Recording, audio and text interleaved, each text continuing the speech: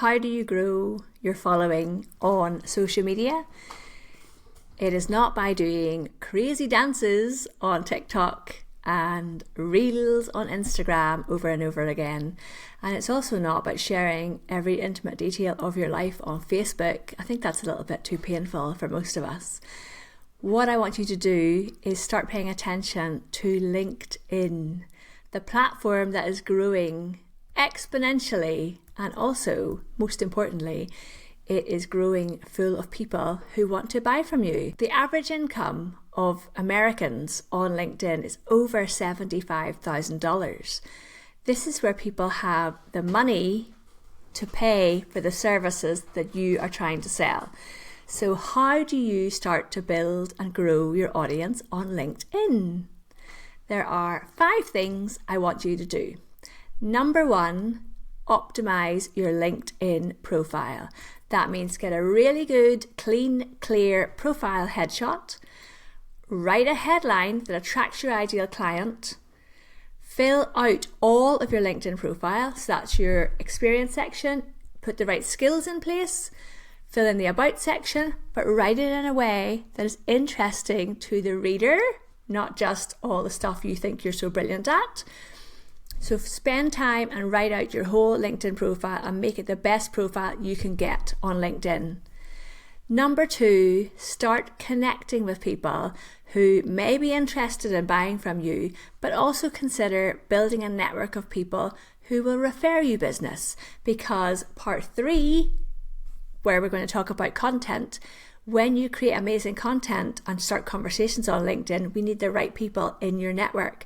So really focus on building up a network of people who are interested in what you have to say, but also think about those people who also work with your ideal client and connect with those people as well. I would set a goal for myself to connect with 5 people a day until you start building up that network. And then number 3, your content is going to start that network building exponentially. What do I mean by that? When you create content, this is number 3, when you create content on LinkedIn that serves your audience, people start to share that content with their network and you become known as the expert that you are. So for example, if you are a leadership coach, start answering people's questions about how to be a better leader or how to help your team at work.